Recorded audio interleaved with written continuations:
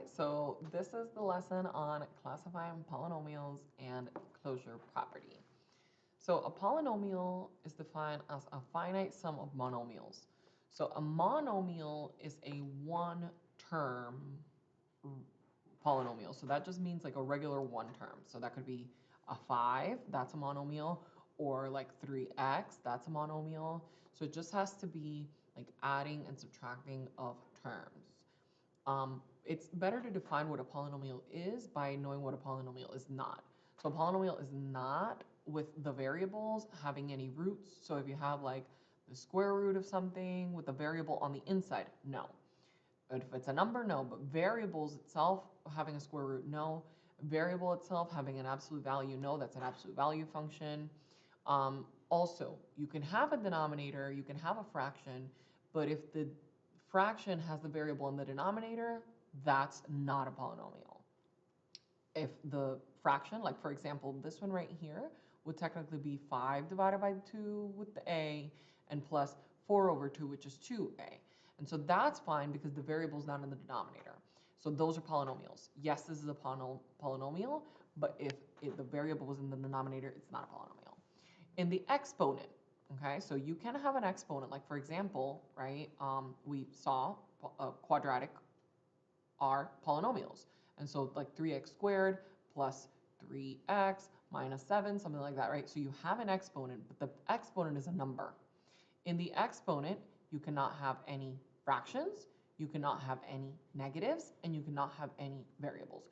So for example, if I had like 3x to the power of 1/4, not a polynomial. If I had like 2x to the power of like -5, not a polynomial. If I had, because technically remember the -5 means that it would be 2 over x to the power of 5, because the negative power, you just move the side of the fraction for what has the negative power, which is the x, to the denominator. You move the side of the fraction that it's on. And so since you can't have a variable in the denominator, that's not a polynomial. You also can't have any exponents that are variables. So if I had like 3 to the power of x, that's not a polynomial. That would actually be what is considered an exponential function, which we will cover eventually. But in this unit, we're covering polynomials. Polynomials are just terms. They can have powers, but the power has to be a number. It cannot be a fraction or an or a variable or a negative. No denominators with variables, no roots for variables, no absolute value for variables. So the question here is determine which of each of the following is a polynomial. If it's not a polynomial, change the expression so that it is a polynomial. Okay, so they're telling us to change the expression, which would change the whole thing altogether. This is not like an equivalent expression. It would just be like change it so that it is, which is kind of a silly question. But let's go for it. So this one right here, I don't have any of my do nots, right? So we're all good to go. There's a power, there's an exponent, but it's a number. It's not a fraction or a negative or a variable. So we're good to go. This is a polynomial.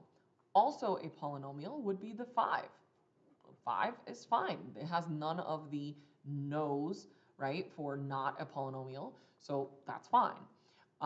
And then this one is also fine. Even though we have a fraction, right, the bottom number, the denominator, is not a variable, so that is fine. It would technically be 5 over 2a plus 2a, which I could then actually, excuse me, I made a little mistake here. It was actually b. I didn't notice that. Oopsie. But that's okay. So it would be 2b plus 2b. So that is fine, though. It's not any of my no-nos for not a polynomial. So we're going to go.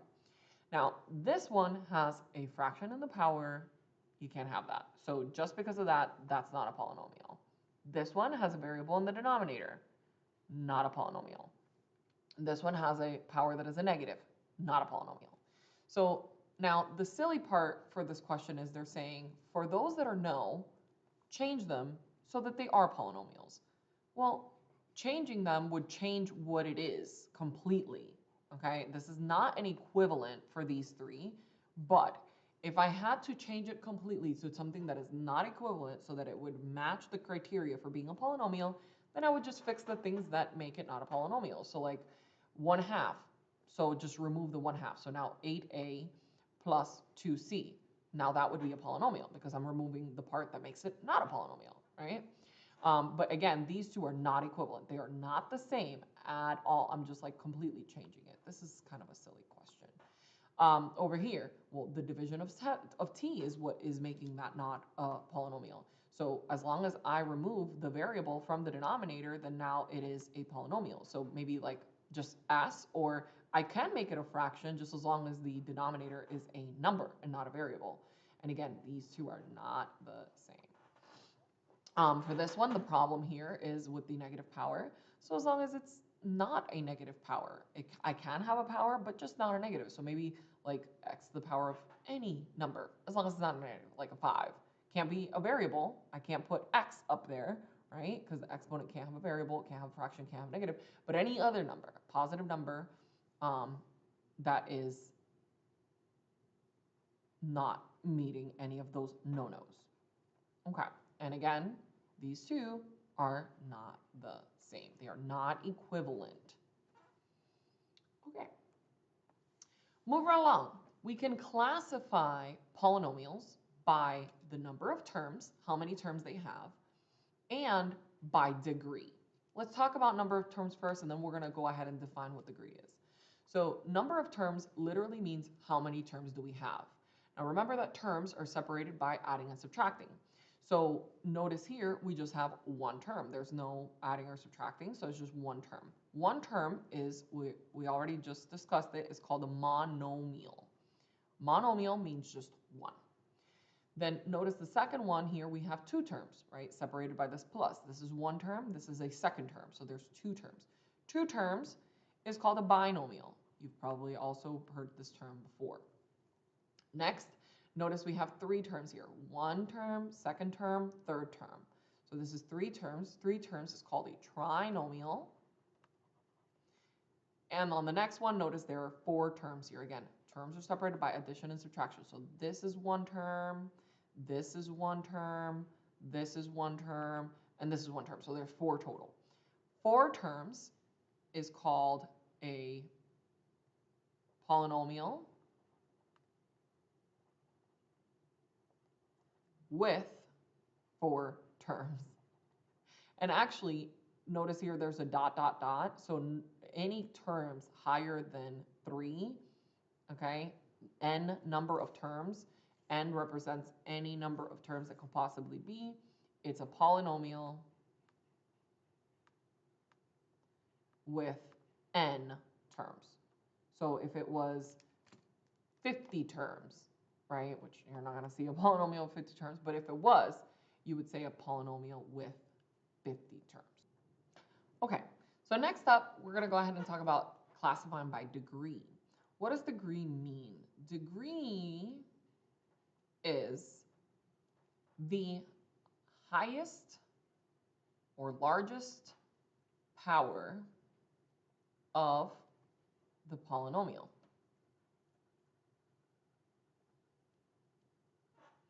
So looking at all of your exponents, your degree is going to be the largest one. So with this first one, well, what is the power? The power that we're talking about here, I do want to clarify, is the power of the variable. Okay, the power of the variable. So in this case, you might think that the power is 1, but it's not, because the number has the power of 1, but there is no variable. So that means that in order to have no variable, the power of the variable would have to be 0, since we have no no variable there, then the power x would have to be 0 in order for it to show up. So degree of 0 is considered constant.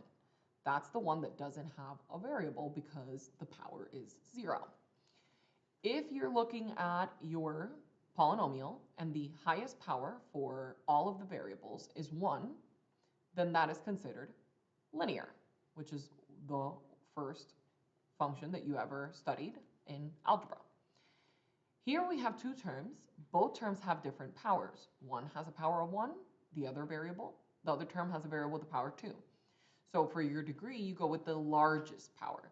So this degree would be 2, which makes this a quadratic. That's what we were studying in units 4 and 5, sections 4 and 5. The next one, okay, now these two are pretty straightforward, right? Like this term has a power of variable 1. This one has a power for the variable 2. And this one, though, is a little bit confusing because we have a 2 on the variable x and we have a 1 on the variable y. So is it also degree 2? This one is actually degree 3. When you have one term, like this one here, which has multiple variables, what you do is you add all of the powers to all of the variables. If I had 3 variables, then I would add up all 3 powers. So 2 plus 1 is 3, so that's why this one is degree 3, which is called cubic. The next one, we see that we have this term with the variable with the power 4, and then this term with 2 variables, one that has a power 2, one that has a power 1. So if I add that together, that would be 3. So 4 is larger than 3, so the degree is 4. So this is called quartic. Next up, we have this term, which has power 4, this term, which has 2 variables, 3 and 2, that would add to 5. 5 is higher than 4, so the degree is 5. The word for 5 is called quintic. And then any polynomial with any power higher than 5, we're going to say that is the polynomial of nth degree.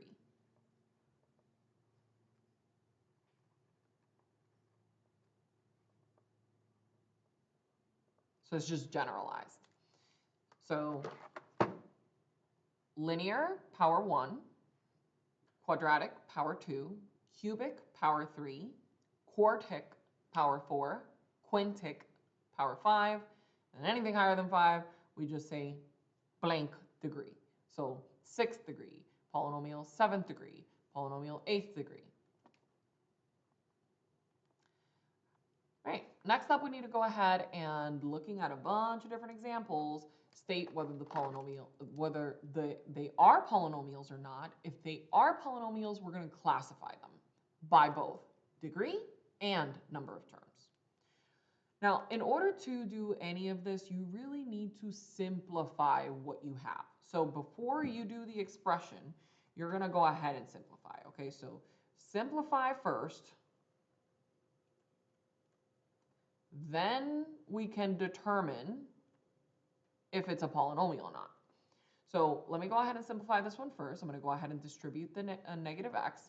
So I have 2x to the power 4 plus x cubed plus 3x squared minus x cubed plus 4x. Okay, and I can simplify this further by combining like terms. The positive x cubed would cancel out with the negative x cubed, which means that my final simplified expression is 2x to the power 4 plus 3x squared plus 4x.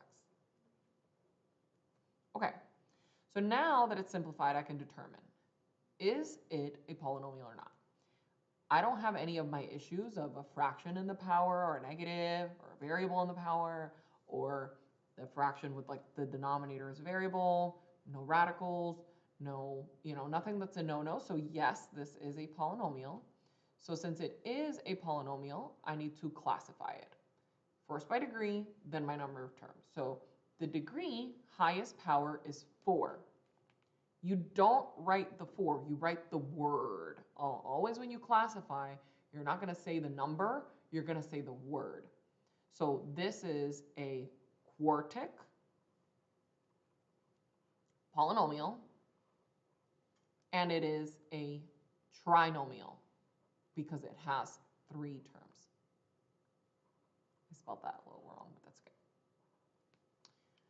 Okay. All right, moving right along to the next one. Okay, we have a decimal in front here, the variable. The power, though, not a fraction, it's not a decimal. If the power was a decimal, then that would be a problem because that's really a fraction, right? But it's fine, none of the no-nos. So we're going to go ahead and say that yes, this is a polynomial. Then classify by degree. The degree is a number way bigger than 5. It's 132. So we just say polynomial of 132nd degree. And then the number of terms is just one term, so it's a monomial.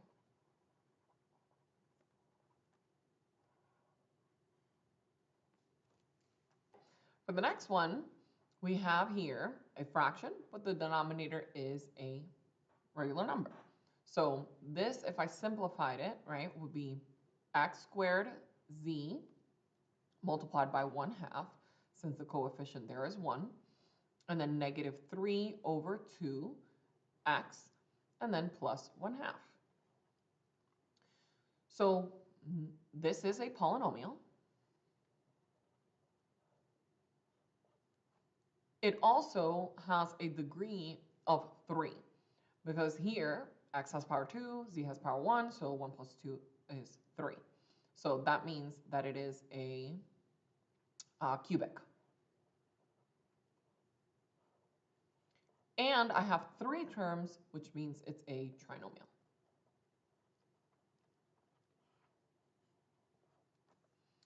All right. The next one, it is not a polynomial because we have, at the bottom, we have a variable in the denominator, so that's no good.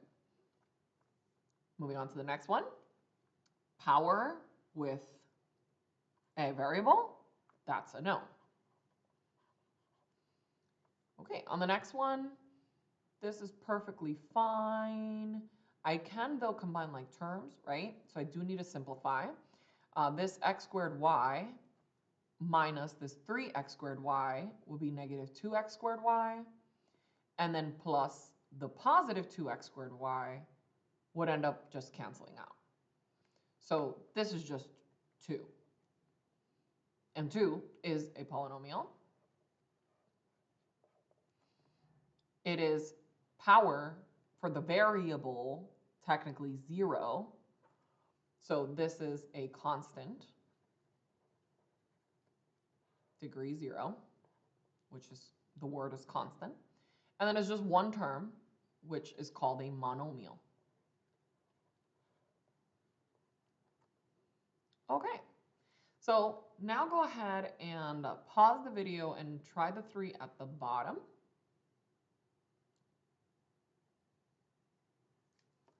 Okay, I hope you tried those 3, but here's what the answer would be. So the first one is a polynomial. When you simplify it, it ends up being just one term that is a constant by degree because the degree is 0, and it's monomial because it's just one term. The next one is also a polynomial. It ends up being 4 terms after you simplify it, so it's a polynomial with 4 terms. And the highest power is 5, which that means the degree is 5, which the word is quintic for a degree of 5. The last one, with the square root on variables, that's not a polynomial.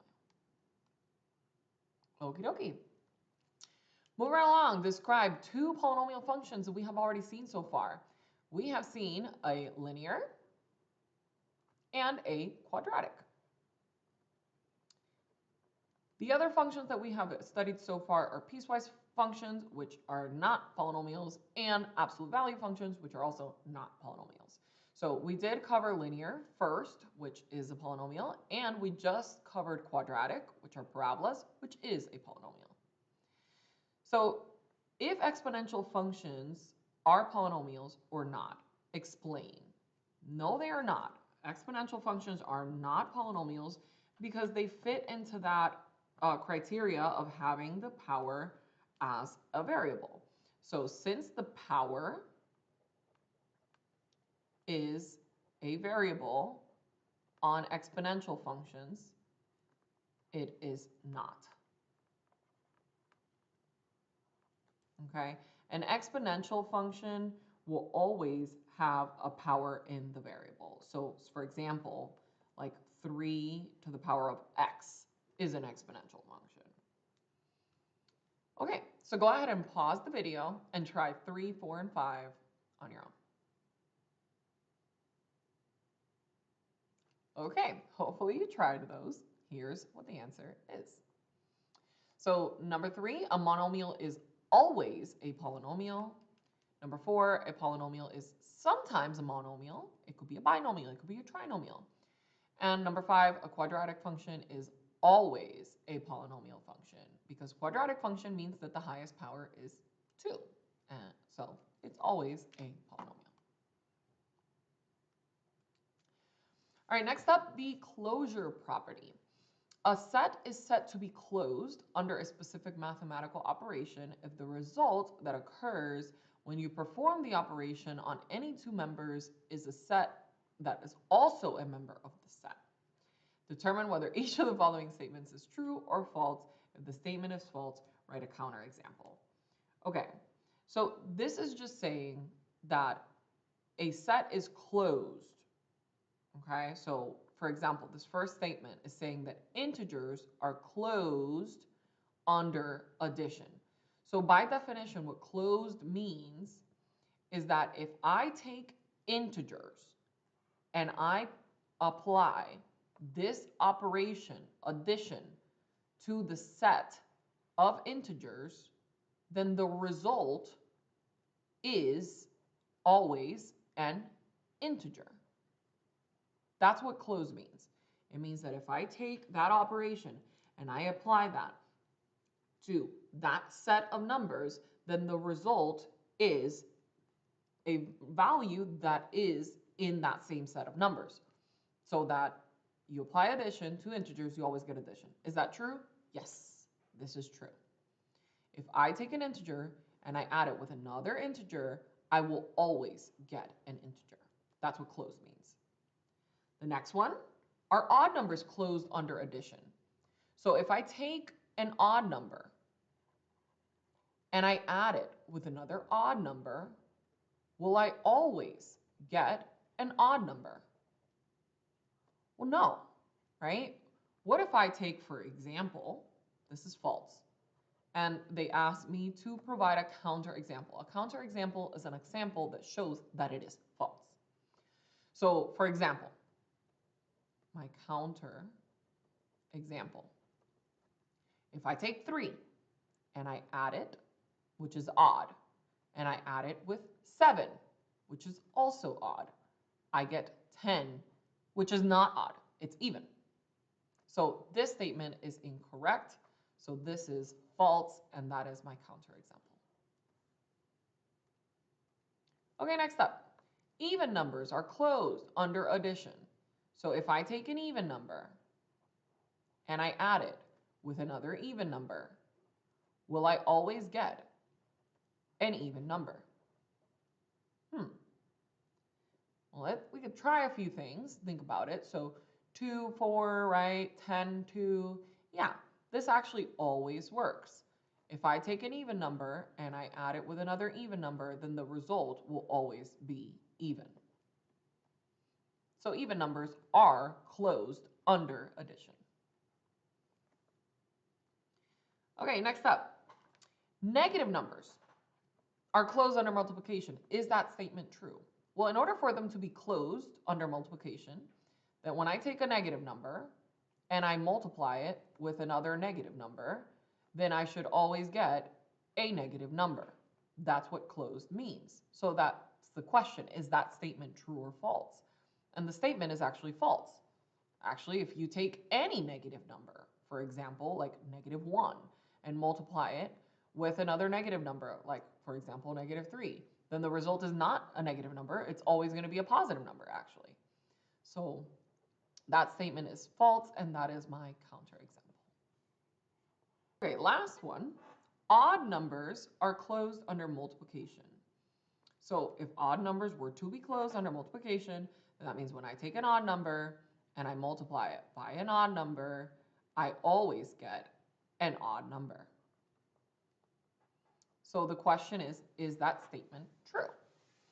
Well, if I take any odd number, like 7, multiply it by 5, 35, multiply anything by odd with an odd will result in an odd. And you can, again, come up with some examples, like a few, so you can try to find a counter example. But if you think about it, this statement is always true. So odd numbers are closed under multiplication. This is true. Okay, so we're going to go ahead and move on. So now with the closure property, when we refer to the closure property, the question is saying, what do you think polynomials form a system analogous to integers? What does that mean? Analogous is like when it's an analogy or when it's comparable or similar. That's what that means. So they're saying that polynomials form a system that is similar or comparable to integers as it refers to the closure property. So what that means, it's really fancy to say that integers are closed, right? The closure property with integers. Integers are closed under addition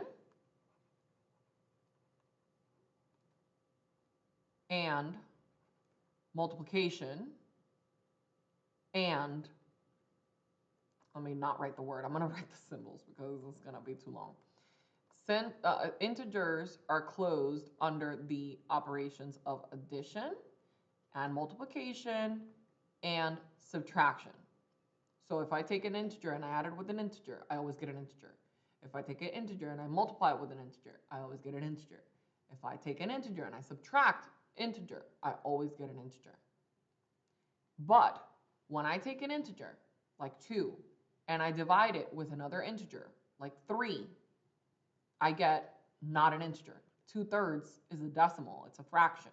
It's a part of a whole. It's not an integer. So polynomials are similar or comparable to integers because integers are closed under addition, multiplication, and subtraction, and they are not closed under division.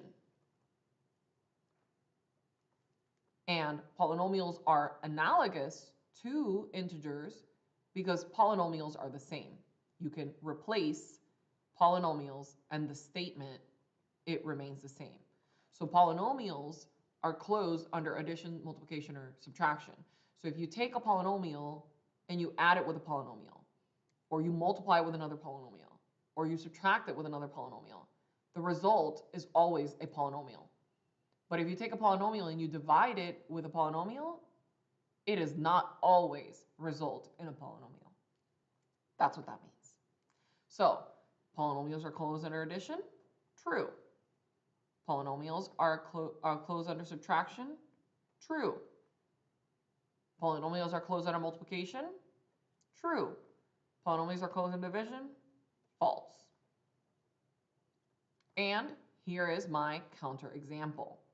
So the counterexample would be, let's say I took x and I divided it by x squared. X is a polynomial. X squared is a polynomial. When I take those two and I divide them, which you could write division as fraction, right? And I simplify remember you subtract 1 minus 2, that means that it will be 1 over x. And this is not a polynomial. So that is the counterexample. So this is false, and that example shows that if you take a polynomial like x and you divide it with a polynomial like x squared, both are polynomials, they're monomials, one's a linear, one's a quadratic. But I divide them and I get something that is not a polynomial. Okay, so now go ahead and pause the video and try to speed the test. All right, so hopefully you tried that question, and here is the answer. So Cadence work illustrates that polynomials are not closed under division, and the explanation here is the variables in the denominators would mean that that's not allowable. Or even if you move them to the top, right, they would be negative powers, which is also not a no-no for the polynomials. So this just goes to show that I took polynomial f. F is a polynomial. It is cubic, highest degree 3. G is a polynomial. It is quadratic, highest degree 2. I took those two polynomials, I divided them, and I got a result that is not a polynomial, which is what closed means. That's what closed is defined as. Okie dokie. That's it for 6.1.